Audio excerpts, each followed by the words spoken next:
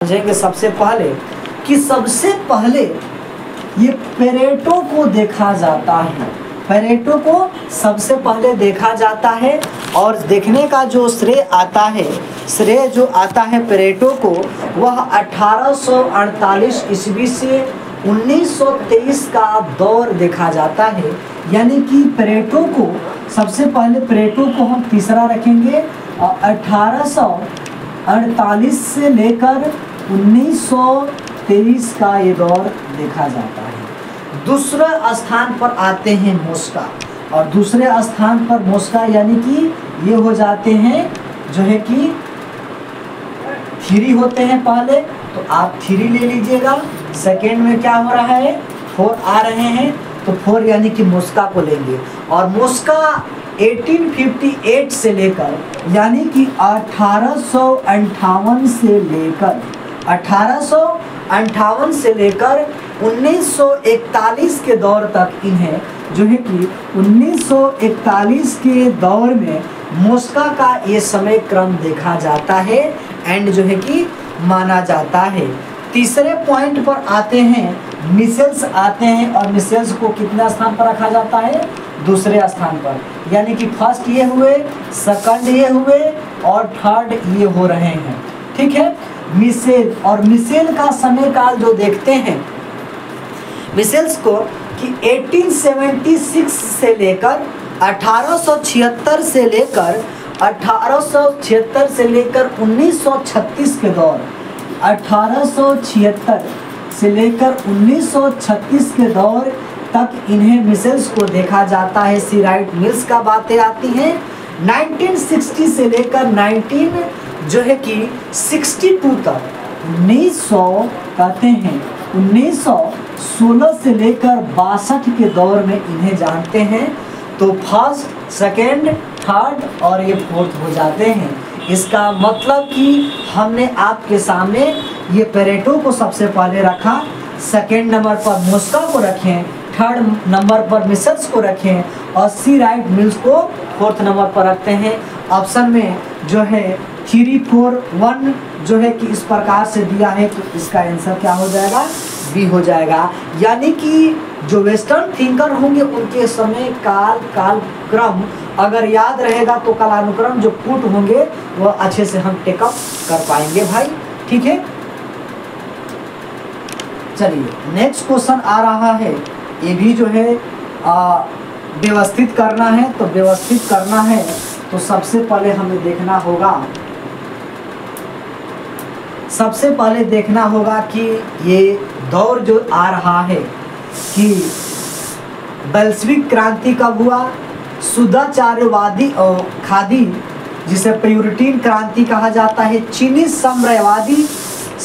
साम्यवादी क्रांति कब आया और गौरमय क्रांति कब आया। तो सबसे पहले अगर कोई क्रांति इस कथन स्टेटमेंट में आता है तो वह आता है शुद्धवादी। इसको हम पहला मानते हैं। शुद्धवादी आता है, स्व से शुद्धवादी और स से याद रखिएगा 1640 का दौर। कब का दौर भाई, तो कहिएगा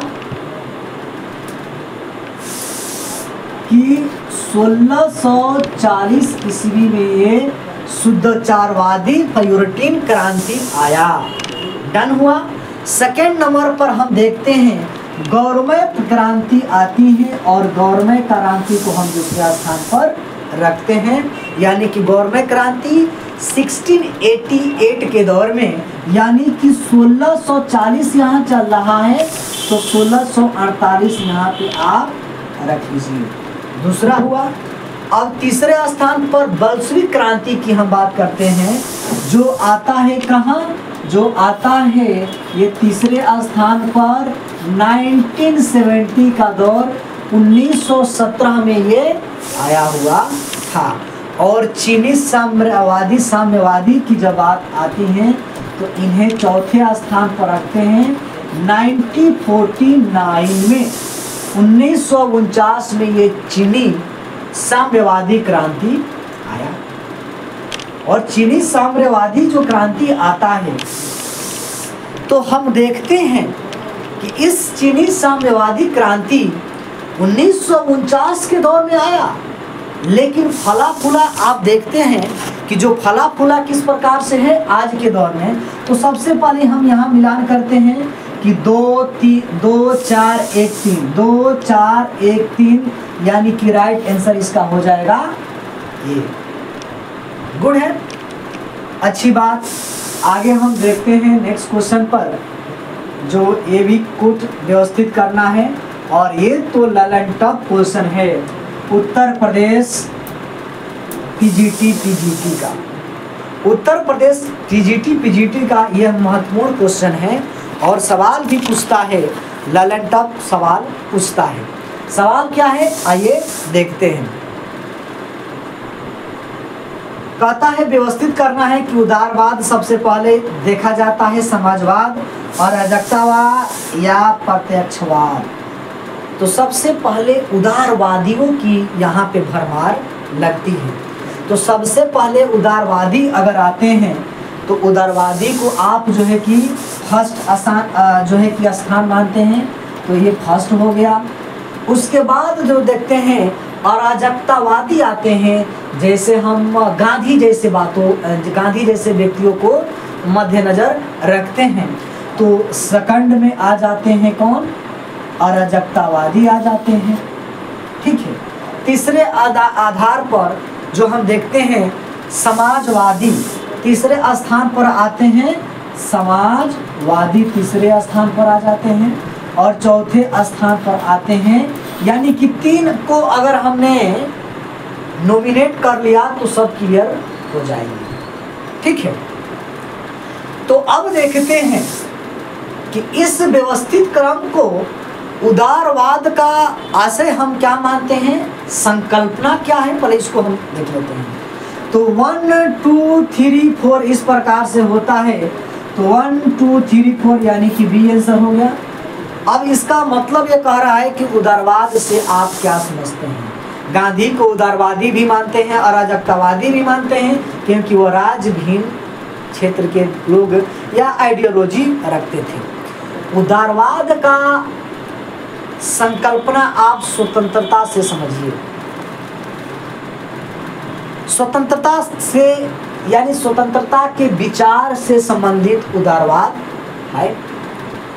दूसरी अराजकतावादी की बात करेगा तो समाज राजविहीन हो, ये गांधी की विचारधारा है। टोटल यही इसी प्रकार की बातें आ रही हैं। और सार्वजनिक जो है कि समाज सार्वजनिक नियंत्रण में हो, ये समाजवाद की स्टेटमेंट या वह संबंध रखना चाह रहा था। चलिए, ये भी जो है कालानुक्रम है, सजाना है। और सजाना है किस प्रकार से, ये वेस्टर्न थिंकर है और अपने आप में भली भांति ये जाने जाते हैं, माने जाते हैं। निम्नलिखित विचारकों में से सही ऐतिहासिक कालक्रम सजाना है, जो 10 नंबर क्वेश्चन अपने आप में जो है कि बहुत ही महत्वपूर्ण बन जाता है। तो एक बार जो है कि देखना होगा आप सभी को कि मॉन्टेस्क्यू सबसे पहले, या जॉन लॉक, आलमंड, आर्थर या बेंटन। ठीक है, तो सबसे पहले हम इनको देखते हैं। जो दिया है कि मॉन्टेस्क्यू, जॉन लॉक, आलमंड और आर्थर, और इसमें से दिखाना है कि सबसे पहले जो है कि क्रमबद्ध तरीके से कैसे रखें। ठीक है, तो क्रमबद्ध तरीके से हम रखेंगे तो जॉन लॉक को हम पहले स्थान पर रखेंगे, यानी कि सबसे पहले ये जो है कि इनको हम जॉन लॉक को रखें, यानी कि ये दूसरे स्थान पर आए। लेकिन ये मान लीजिए कि ये पहला हुआ। उसके बाद जो है कि आलमंड को रखते हैं, और आलमंड कितने स्थान पर हैं, तीसरे स्थान पर, यानी कि दूसरे नंबर हो गए। ठीक है, और देखते हैं मॉन्टेस्क्यू, और मॉन्टेस्क्यू को हम मान लेते हैं कि एक स्थान पर है कि नंबर आया कितना, 3 आ गया, और चौथे बच रहे हैं, और चौथे नंबर पर आए अर्थात ये 4 नंबर हो गए। इस प्रकार से हमने देख लिया। अगर ABCD रहता तो और ज़बरदस्त होता कि फर्स्ट का क्या हो रहा, सेकंड का क्या होना चाहिए। ठीक है, इस प्रकार से क्रमबद्ध तरीके से देखेंगे तो इसका बी आंसर हो जाएगा कि सबसे पहले अगर क्रमबद्ध तरीके से देखा जाता है तो लाख को देखा जाता है, और लाख को देखा जाता है। ये दौर चल रहा था 1600 मैं बता दूं 1630 का ये दौर चल रहा था। तो 1630 जाहिर सी बात है कि पहले ये आ रहा है। दूसरे स्थान पर हम देखते हैं कि दूसरे स्थान पर देख रहे हैं कि कौन आते हैं, आलमंड आते हैं, और आलमंड को हम रखते हैं जो है कि 1970 के दौर में, ये बी नहीं होंगे, नहीं जो है कि इसको हम बैक करते हैं। सबसे पहले हम इन्हें देखेंगे और इस तरीके से कि जॉन लॉक आए पहले स्थान पे, उसके बाद जो है कि दूसरे स्थान पर मॉन्टेस्क्यू आते हैं, तीसरे स्थान पर आर्थर आते हैं, और चौथे स्थान पर जो है कि चौथे स्थान पर आते हैं आलमंड। इसका मतलब कि इसका आंसर जो बनना चाहिए था वाकई में वह डी आंसर होगा, इसका आंसर डी होगा, क्योंकि जो है कि मैं बात कर रहा था जॉन लॉक से 1630 से स्टार्ट होता है और लास्ट में जाता है 1970 के दौर में, तो ये इसका आंसर हो जाएगा। अब देखिए फांसीवाद लेकर ये मॉडर्न हिस्ट्री की बात कर लेता है और इसी में विचारकों की अपनी विचार रखने का कार्य भी कर देता है। यहाँ पे सूची फर्स्ट दिया गया है और सूची सेकंड दिया गया है, लेकिन हमारी टीम ए के बाद यहाँ बी रखनी चाहिए, यहाँ पे 2 रख दी है, और यहाँ ए के जगह पे 1 तो रखी है, यहाँ बी दे दिए हैं, यहाँ पे 4 दी हैं। इसका मतलब कि आप इधर सेकंड रख लीजिए, थर्ड 4, ठीक है, थोड़ी सी मिस्टेक हो जाती है, ठीक है। अब हम इसको मिलान करना है, और मिलान करना है किस प्रकार से कि उदारवाद को किनके साथ जोड़ना चाहेंगे आप। उदारवादी विचारकों में सबसे पहले हम देखते हैं कि किसे जोड़ा जाता है उदारवाद को लेकर, तो उदारवाद को आप 4th नंबर में जोड़िएगा, यानी कि आरसी दत्ता हो जाएंगे उदारवाद को लेकर, ठीक है। सेकंड देखिए, अब अराजकतावादी इधर लेकर आना चाहिए था, तो जो है कि बी आर अम्बेडकर इधर डाल दिया गया है हमारी टीम के द्वारा। ये भी थोड़ी सी मिस्टेक है, लेकिन टाइप हो जाने के बाद हमारे पास क्वेश्चन आया तो फिर अब उसको जो है कि नहीं किया जा सकता है, ठीक है। तो अराजकतावादी की जब बात आती है तो अराजकतावादी किसको हम जोड़ेंगे, और अराजकतावादी यानी कि एम के गांधी के साथ होगा, तो ये हो जाएगा इनके साथ, ठीक है। और फांसीवादी प्रजातंत्र की बात होगी तो फांसीवादी प्रजातंत्र संश्लेषण की बात करेंगे तो ये हो जाएंगे फर्स्ट, और फर्स्ट हो जाएंगे यानी कि सुभाष चंद्र बोस हो जाएंगे, डन है। और समाज की संप्रभुता की बात जो करता है वह डॉक्टर आम्बेडकर करते हैं। डॉक्टर क्या करते हैं, आम्बेडकर करते हैं। तो इसका जो आंसर बनना चाहिए, इसका आंसर जो बनना चाहिए ए डी, ये जो है ये मिलान ही गलत हो जाएगा, तो इस प्रकार से हम इसको ए लेकर जाते हैं। उदारवाद के साथ या क्लियर ही कर देते हैं इस प्रकार से, उदारवाद को जोड़ लेंगे किसके साथ, टीम को जो टाइपिस्ट है थोड़ा मिस्टेक हुआ, उदारवाद को जोड़ लेंगे हम आरसी दत्ता के साथ, आम्बेडकर को समाज की संप्रभुता के साथ जोड़ लेंगे, फांसीवाद को सुभाष बाबू के साथ जोड़ देंगे, और जो है कि ये बच रहा है अराजकता गांधी के साथ जोड़ देंगे। तो इस प्रकार से इसका आंसर तैयार हो जाएगा। नेक्स्ट क्वेश्चन देखते हैं, 12 नंबर क्वेश्चन है, ये भी जो है कि फुट वाला है, तो अपने आप में सुमेलित करना है। इसी प्रकार से जो है टीजीटी पीजीटी में क्वेश्चन पूछे जाते हैं, क्योंकि वो लोग जानते हैं कि वन लाइनर क्वेश्चन सब रट के बैठ गए हैं और इन्हें कुछ अलग देना पड़ेगा, ताकि 2-4 नंबर का जो डिफरेंस होता है उसी में जो है कि गड़बड़ी हो जाती है। ठीक है, तो अब देखते हैं 12 नंबर क्वेश्चन। लोकतंत्र का क्लासिकी सिद्धांत किसने दिया? तो एक लाइन में ऐसा सबसे पहले मिलान करेंगे हम कि एलडी डिल्से के साथ, यानी कि इसका आंसर आप फर्स्ट का क्या करिएगा, थर्ड कर लीजिएगा। थर्ड यानी कि एडी लिंडसे के साथ हमने जोड़ दिया। सेकंड कहता है, जो सेकंड कहता है कि सर लोकतंत्र का कार्य विधिक, बी में लोकतंत्र का कार्य विधिक किसके साथ जुड़ेगा? तो यहाँ पे जुड़ा हुआ होगा, यहाँ पे जुड़ा हुआ है क्या सर, ये जोसेफ शुम्पीटर के साथ लोकतंत्र का कार्य विधिक के समर्थक होते हैं। इनको इन्होंने सिद्धांत दिया। लोकतंत्र का आर्थिक सिद्धांत किसने दिया? लोकतंत्र का आर्थिक सिद्धांत देने का कार्य जो किया एंथनी डाउन्स ने दिया, एंथनी डाउन्स ने दिया। और चौथे स्थान पर बहुतंत्र आता है, और बहुतंत्र किसका दिया? तो ये 4 नंबर का आंसर हो जाएगा।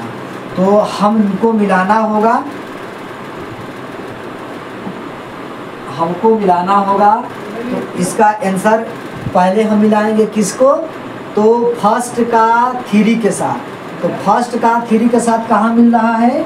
तो इसका जो है कि सी मिल रहा है। फर्स्ट का 3 यहाँ पे नहीं दिखाई दे रहा है, सी में दिखा दूँ। यहाँ पे फर्स्ट का जो है कि 3 मिल जाएगा। कुट वाला में थोड़ी लंबी हो जाती है पेजेज, तो इसका आंसर हम ये 3 मान लेंगे। डन है। नेक्स्ट क्वेश्चन पर देखते हैं। जर्मन और अंग्रेजी उदारवाद का संश्लेषण जिस विचारक ने दिया था वह कौन थे? ये कौन थे भाई जिसने ये विचार दिया था? क्या वह बोसानकेत थे, हाउस थे, GDH कॉल थे, या TN ग्रीन थे? इसका आंसर जो है आप सभी को बताना होगा कि क्या होना चाहिए, क्या होना चाहिए। तो सीधी बात, नो बकवास करते हुए इसका आंसर क्या बनेगा कि सर TH ग्रीन होगा। क्या होना है? बोसानकेत होगा, TN ग्रीन नहीं होगा, बोसानकेत होगा। क्यों?